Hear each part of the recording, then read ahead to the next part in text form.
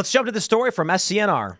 Despite Joe Biden's physical and mental failings, many people are still wondering, what is the shadow campaign? What is the angle that Democrats will try to employ to win? From SCNR, Biden administration opposes effort to verify citizenship during voter registration. The SAVE Act will safeguard our elections by ensuring only American citizens vote in federal elections, said Speaker Mike Johnson. As this story is by Hannah Claire Brimelow, I'll ask you, what's going on? Well, okay. So the SAVE Act is a piece of legislation that's coming up. It should go to the floor for a vote this week. And it's an effort by definitely, I would say House Republicans and congressional Republicans overall to make it so if you're registering to vote, you have to present a form of citizenship. So it's twofold. If you're someone who works at like the DMV, before you give someone the forms to register to vote, you have to say, are you an American citizen? And they have to then provide proof of citizenship, a passport. It could be a military ID. There's a couple different things.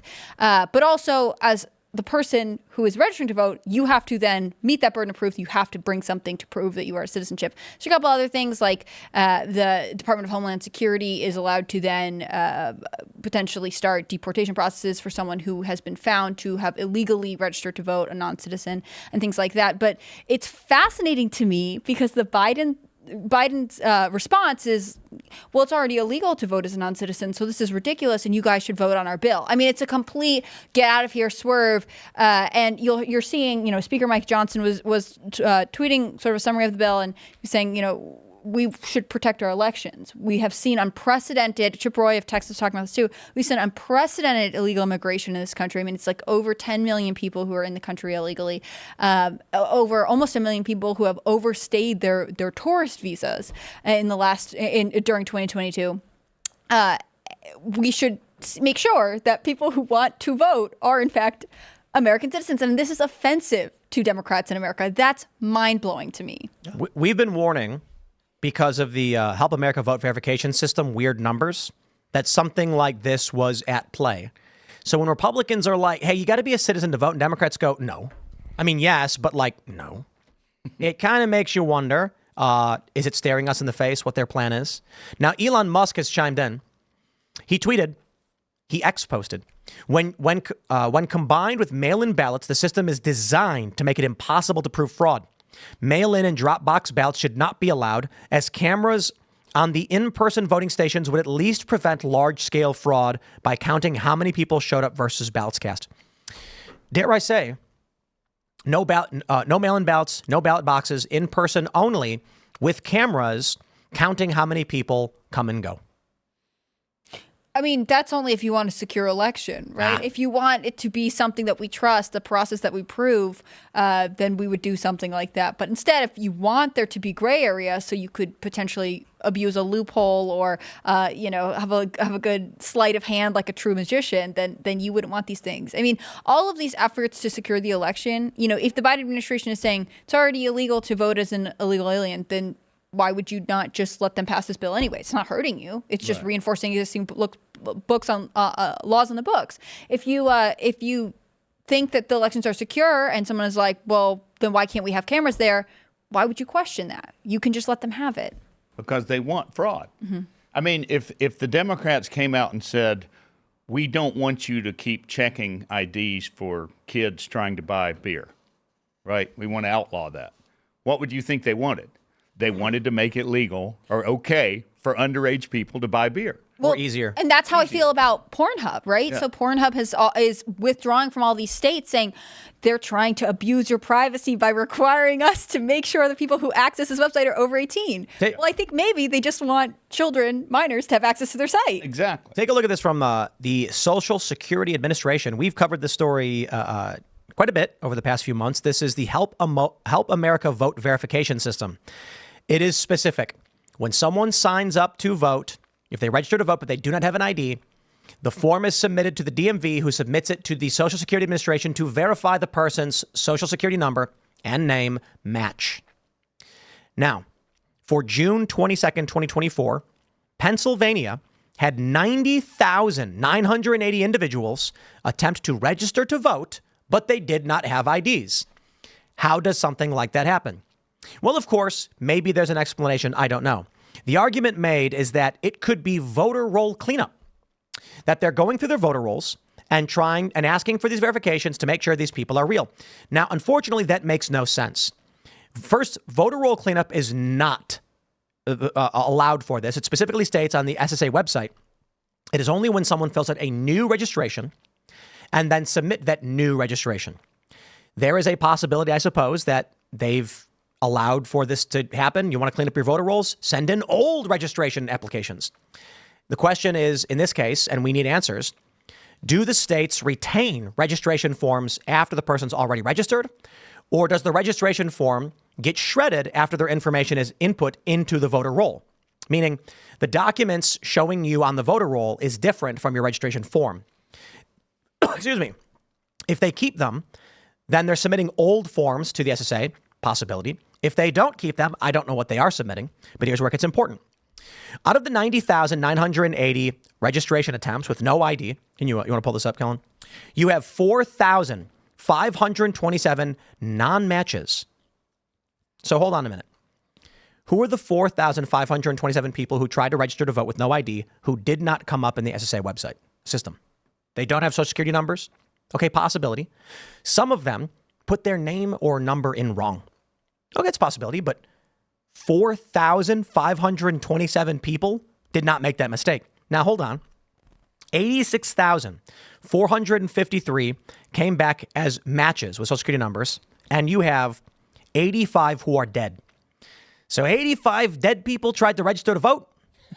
Look, there's explanations people always try to make, but you mean to tell me that in a 1 week period, Pennsylvania had nearly 100,000 people try to register with no ID and 85 were dead? How does that happen?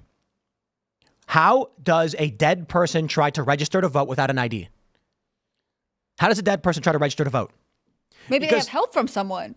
Maybe someone takes their ID there for them. There's no argument that in 1 week, a guy went to register to vote, had a heart attack on the spot, and then the SSA got the reporting of his death before that application made it to their desk.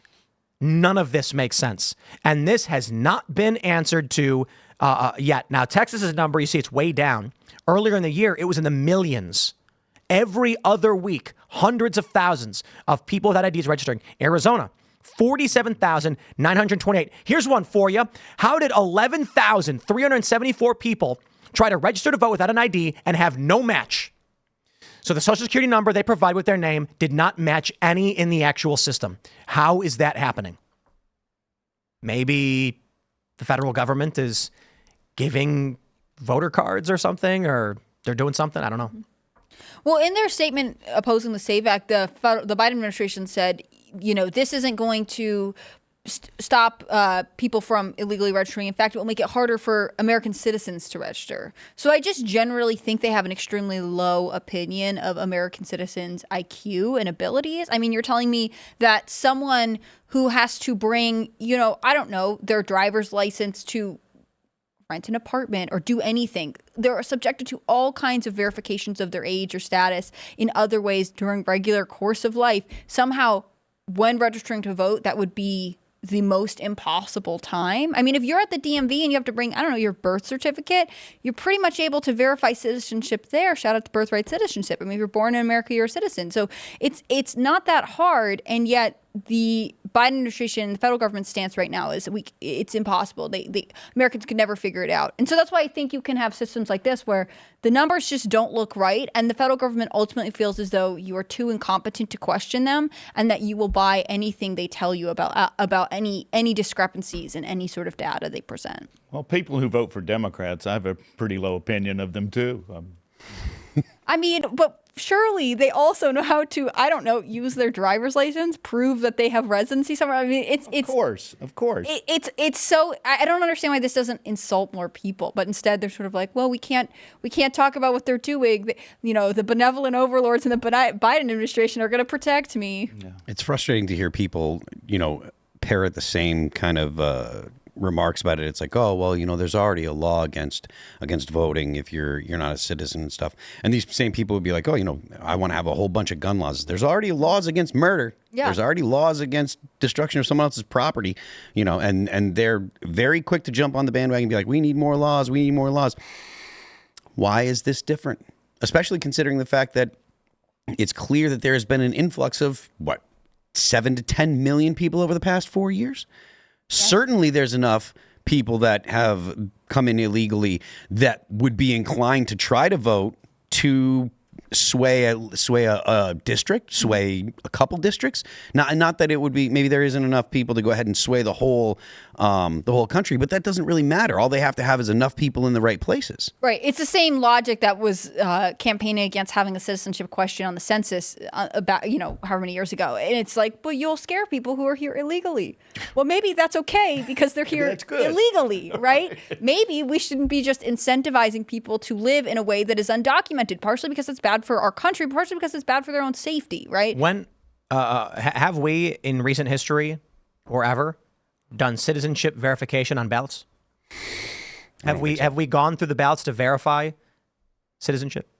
Not that I remember. I don't know. Well, we're not allowed to ask when we register them if they're citizens. So then if you get to the point where you get a ballot and get submitted, how would anybody check that? I mean, it's such an easy fix. And for whatever reason, and we all know the actual reason, they don't want to implement it. It is laughable that Republicans think they will win anything without having this question be answered the whole time. This has been months. It was back in March we first reported these numbers, and they've not been answered. I think it was Missouri saying, clearly you're mistaken. This is not happening. No. I think Missouri said, it's voter roll cleanup.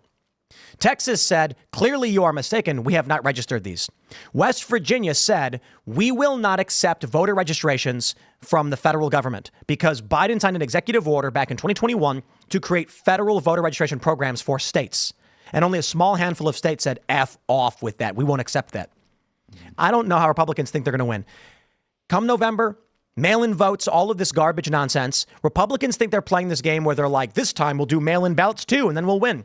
And Democrats are going to come out another 5 million ahead, and they're going to say, guess the polls were wrong on this one. Republicans are going to say, how did this happen? Democrats are going to lie, cheat, and steal all over again, and it's staring you in the face, and no one. Do I have to call one of these members of Congress about, guys, are you not answering this? Yeah. Is this intentional? What's going on? Well, the whole border situation, is that not intentional? I mean, it's been intentionally left open, right? Yeah. I mean, why? Biden intentionally revoked a bunch of the Trump era restrictions and enforcement as soon as he got into office, and then quietly put them back in place when, it wasn't working. I mean, I think you're right. How could it not be perceived as intentional, even as they start off by denying it's happening and then they blame Republicans for it? And if it's intentional, what's the purpose of it? Why do that? Why do you want the border to be open?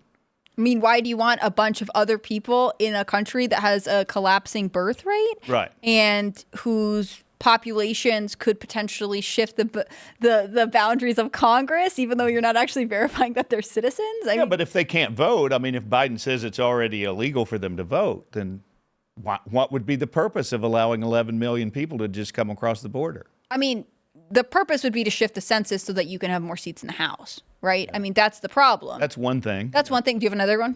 Yeah. Well, you want to let them vote. Yeah. You have to let them vote. The other thing is, I think these people are trying to tear the country apart. And I think they want dangerous people coming across the border. Yeah. Because I think that will help them. And I think that we're looking at probably a terrorist attack sometime between now and the election. I mean, this is numbers that Border Patrol produces pretty regularly, that there actually have been a lot of people who have known ties to terrorism or who have some sort of risk factor who are coming across the border. And ultimately, the Biden administration's response is, stop talking about this. We don't want to talk about this anymore. Right. We're great and you guys are bad. And you're racist for even thinking that. It's crazy. Yeah. I mean, we also know that fentanyl is trafficked through the borders, and often that's related to China's intentions for our country. We also know that human trafficking occurs at the border. I mean, if Joe Biden didn't want to parrot Trump anyway, if he wanted to, he couldn't talk about the wall, politically damaged him in some way, fine.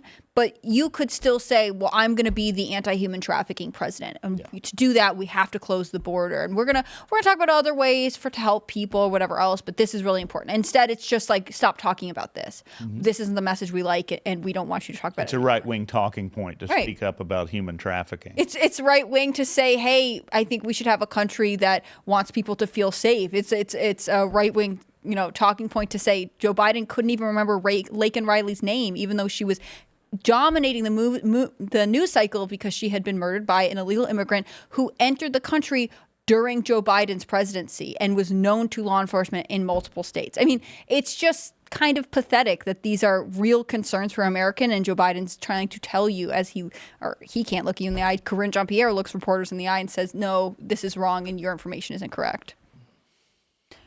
But anyways, I think part of it too is that we have given up the idea that America actually could have a cohesive culture and a set of values because we have sort of embraced multiculturalism. It's like, oh, everyone should be able to live how they want over there separately and everyone brings something, and that's fine. I don't care about that. I do care that ultimately we need a country that has something that people who come here who really want to be part of it can assimilate to, and is strong enough where people can adopt the values and, promote them to their children. Thanks for watching this clip from Timcast IRL. Make sure to check out the live show Monday through Friday at 8 p.m. on this channel. Subscribe and we'll see you all there.